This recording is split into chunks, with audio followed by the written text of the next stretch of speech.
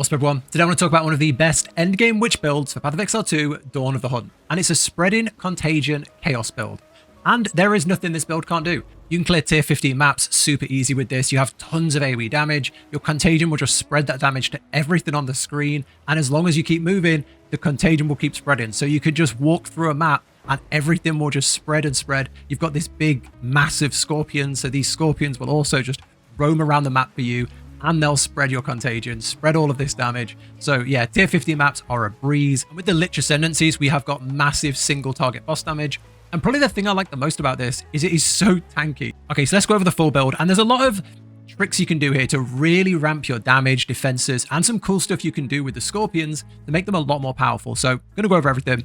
And if you do find this useful, if you like this style of video, do consider subscribing. I make tons of PoE2 builds and guides. And I also stream if you ever want to come hang out, ask any questions, or just see these builds played out, leveled, and worked through all the endgame stuff before they make it over here. But that's it. Let's get into it. Okay, so let's quickly go over the build and talk about how it works, and you can decide if it's something that you want to try. So the main part is we use Essence Drain. Essence Drain is our big single target damage ability. So it has an initial hit of damage, of chaos damage, and then it has a damage over time element once it's applied to the enemy. So it will be like 4 to 5 seconds of very high damage over time.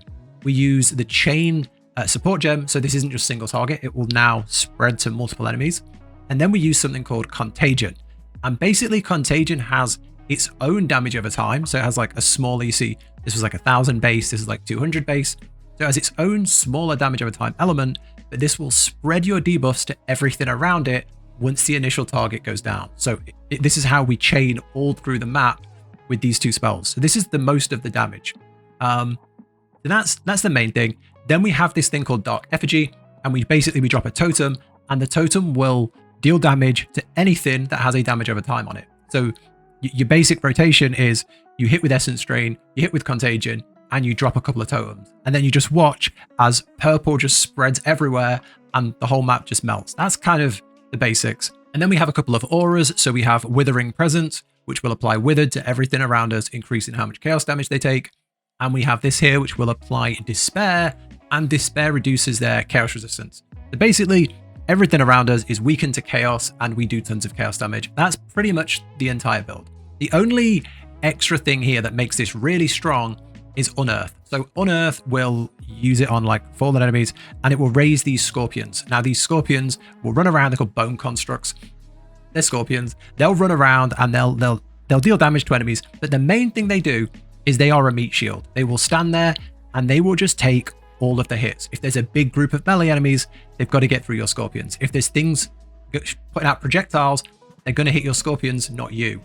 And these things will spread your Contagion. So as this Contagion spreading, you'll see your scorpion start to turn purple, and they'll go off and spread it as well for you. And the beauty here is we have like this weapon swap tech where you can see here, we've got Unearth is level 20. And if we switch weapons, you can see Unearth is level 28. So we're raising like these giga juiced scorpions. So yeah, that's how the build works. Now let's go over the gems. Every gem and, the support gems, why we take them, what they do, that kind of thing. If you'd rather just look at, a full written guide, that'll be down below. If you'd rather just, hover over everything yourself and work it out, that'll be there. But let's talk through them. So first things first, we take Essence Drain. Let's go through this one. This is our main damage over time, initial hit of damage, and then a damage over time portion. For that, we go for Swift Affliction for 30% more damage over time. We go for Considered Casting for 35% more damage. We take Chaos Mastery because the Chaos gem level is significant damage increase. And then we go for Chain. You'll also see I haven't got a single 5-star gem right now, and it does everything. If you've got 5-star gems, you're going to do even more damage than me. Okay, then we take Chain. Chain will make sure we hit one additional enemy, which is really good for AoE. I'm going to talk more about Chain in a second after we've spoken about Contagion. So Contagion is another damage over time. It's another chaos damage over time, but it will also spread all of our chaos damage over times, our curses, our debuffs to everything around it. So it's a really, really powerful ability. Now, another thing that's really good about this is when you raise a mob that had Contagion, that mob will raise with Contagion kind of. So it's like, it says here, look, it says reanimating anything affected by Contagion will cause the minion to spread Contagion on hit, which is why our scorpions will raise purple. So it's a really powerful ability. For this, we take Magnified Effect, so it goes in a bigger area. We go for Arcane Tempo, so we can get this out faster. Profanity, so that we can deal 30% more damage. there'll always be, you know, ways to do that. So we'll always get the 30% more damage.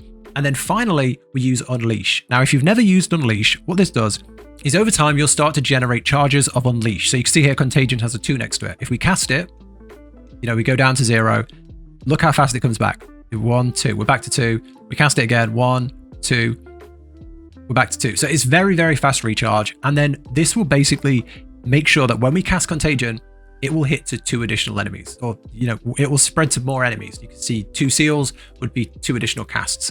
So you combine this with Chain, and the reason it's so good is you will send out your Essence Drain, it will hit multiple enemies, and then you'll cast Contagion, and that'll hit multiple enemies. That makes sure that the enemy that has the Essence Drain also gets the Contagion. It can be very easy with a big AoE pack to land both of those on the same enemy. So having this makes sure that, you know, we're throwing a bigger net, we're capturing, we give a better chance to make sure that one of those gets both of the things.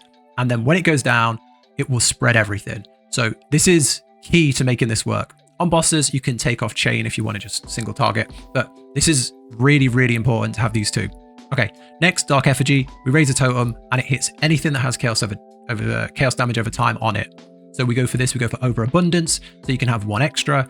We go for Acceleration for more projectile. We go for Ancestral Urgency, so we drop it faster. And then we go for Controlled Destruction for 25% more hit damage. Okay, then let's talk about, we're going to leave Unearth for now. Let's talk about the debuffs. So we go for Withering Presence. Withering Presence is just an aura that withers enemies, and you can see if you hover over Wither, 5% increased chaos damage taken, and can be inflicted. You can stack it up to 10 times. For this, we go for Clarity, which gives us mana regen, and we go for Persistence, so it lasts for 40% longer. Okay, now let's talk through the cursors, because there's something important to talk about here. We use Despair, and this reduces enemies' chaos resistance by a good chunk, meaning that we can get more chaos damage in, right? It's a very, very important spell, but there's a problem with it. When we use it, you'll see, watch the mana bar and watch the cast. So we drop this, and it drains almost our entire mana bar. We've got good mana regen, but it drops a lot of mana. And look how long it takes. 1, 2, 3. It takes like 3 seconds to go off-ish. So when you're going and you're doing something that you have to be fast in, like a breach or you're just generally mapping and you're moving around fast, you need to cast Essence Drain, Contagion. You need to drop a totem or 2. Maybe you've got to roll out of an attack. You've got to unearth some more scorpions. You've got a lot of things to press. You don't really have much time to be fitting a massive Despair curse in there and getting your mana back afterwards. So I would say when going around, use this Persistent. Use this Spirit. It's 60 Spirit. And what it does is you can socket a curse into it. So what I would do is I would socket Despair into this. That's what I would do. And then when you do this, it will automatically, it doesn't even do a cast. It just, everything around you has Despair. Everything around you has reduced chaos resistance. However, the problem is it's 42% less effective. So instead of getting like, 26% chaos resistance, they might get like, I don't know, 15 or something. So it's not as good, but it has 100% uptime on everything around you. So I have it twice. I have it once in there and then once out. So then when you're fighting like something where you're stationary, like a ritual, or you're fighting a boss, or something where you don't have to be like moving around and fighting like 50 enemies, you can manually cast Despair for its full power. And in Despair, we put in Decay and Hex, which gives us an additional damage over time of 100%. 100% of our intelligence is chaos damage, so massive damage. And then we have Heightened Curse for 25% increased magnitude. So that's how I've been running it right now, and it's working really, really well. When you want to be fast, you can be very fast. When you want to have your full damage and your full potential, you can cast it manually. Yeah, don't have to do that if you don't want to, but that's what I do. Our other buff we go for is Convalescence, and this is a way of getting our energy shield back. So as soon as your energy shield drops, you press Convalescence, and it will fire back up. It will just go instantly back up, and it can't be, the recharge rate doesn't get disrupted, so it just goes straight back up. Very, very, very good. We don't have any other defenses. We don't have armor or evasion. We're all in on energy shield, so very, very powerful. With that, just go Ingenuity for increased cooldown rate, so we can get it back faster. It's got a 23-second cooldown with that, so pretty good. Okay, and then lastly we have Unearth. Unearth is how we raise our bone constructs. With that, we go for Meat Shield, so they take less damage, Martial Tempo, so they attack faster, and then Inspiration, so they cost less. The reason we take that is because when we weapon switch, we go from level 20 to level 28. So they do have quite a significant mana jump. You can see like 87 mana up to 235. So that's a good thing to get that down. Yeah, that's it for the gems. If you have any questions, let me know down below. If there's anything you would change, let me know. Like I say, it cleans up at endgame. It does really, really well. But if there's any improvements you would make, I'm happy to hear them. So yeah, that's the gems. Now let's talk gear. Okay, so on the gear, we only use one unique, and it's this thing here, the Aziri's Disdain. The reason we take this is 75% of max life becomes extra energy shield, which, you know, it's really good because it means every time we take life on a piece of gear, we're also getting a massive amount of energy shield. Right now, I could get a lot more energy shield if I got better gear, and I'm on 6,000 energy shield. If I take this off, I go down to 4,400. So if you're struggling with like survivability, this is a massive boost to that. Next, let's talk about pluses to spell levels. So one of the best ways to ramp your damage on this build is by getting plus spell levels. So if you look in your gems, if we look at something like Essence Drain, you can see it's level 28. If I was to say take the wand off, we go down to 23, and that drops the damage significantly. So the way to find spell levels is 1 on your wand. Your wand can go +5 to chaos spells. We use a focus, and that you can get +2 to all spell levels on there. I don't have it yet, so you know, you can do better than me. +2 to spell levels on your focus. You can get on your amulet, +2 to all spell levels. So you can essentially get 5, 6, 7, 8, 9 spell levels total, which is gonna just boost your damage like so much. I don't know if you can get a corrupted one that push that number higher, maybe, I don't know. But yeah, try and get spell levels as much as you can. Then you want to get chaos damage. So you can see I've got like 99% chaos damage there, massive. You get chaos damage on your focus. You get chaos damage on rings. Similarly, try and find some spell damage. So, you know, I've got spell damage on wand, focus, try and get spell damage. Also for damage, try and get cast speed. So cast speed can come on lots of things as well. And that's going to increase the amount of output you can do. So because we've got to get through so many spells, we've got to go Essence Drain, Contagion, Totem, maybe you're manually casting Despair. Cast speed really, really helps. It really makes this build feel more fun. So try and get cast speed where you can. That's pretty much it on damage. Then you want to be stacking as much defense as possible. On defenses, we are going for max life, we're going for energy shield, and we're going for resistances. We don't really use many uniques, so getting elemental resistances is very, very easy. We're not like, you know, some builds have like 4 and 5 uniques, but they're trying to ram all of their resistances on their like belt. So we don't have to worry about that. We can get that easy. Life is a double win because we get life and we get, you know, energy shield because of the helmet. And yeah, that's it. I take all int gear, so I'm running like no, I mean, I'll show you. I've got no other defenses, no armor, no evasion, no block, and then a good amount of defenses, you know, a good amount of resistances. So yeah, that's it. Spirit, you don't really need a great deal. You can manually cast Despair if you want to, and then when you have enough spirit, you can socket it into the buff. So yeah, I've only got 130 spirit. You get 100 from the campaign, so I don't really have much spirit. I think I've just got it on my neck. Yeah, I just got it on my neck. So yeah, that's it. That's the gear. It's very simple. Movement speed on the feet, simple stuff like that. Additionally, we have a second weapon set. I'm going to talk in detail soon about the Unearth technique, but I have a second weapon set where this is for raising the minions. All you need is a super, super cheap wand that has plus levels to physical spells, because Unearth is a physical spell. You don't need any other stats on there. And then you need a scepter with levels to minion skills. And that means when we raise our scorpions, they're raised, so right now for mine, they're raised with +8 levels. So that's a little trick we can do. And I'm going to explain, like, you never have to weapon switch. It's very simple, very smooth. I'll explain that soon. But yeah, you can have that as well as your second set if you want. But that's the gear. Okay, now let's go over the Bone Scorpion technique, because I've talked about it a few times, and it does pop the build off quite a lot. If you're feeling like, you know, you're playing a build similar and you dot up a few enemies and they get to you and rush you and you feel very squishy, you don't have that with the Scorpions. You're much more defensive. You're much more, you know, protected.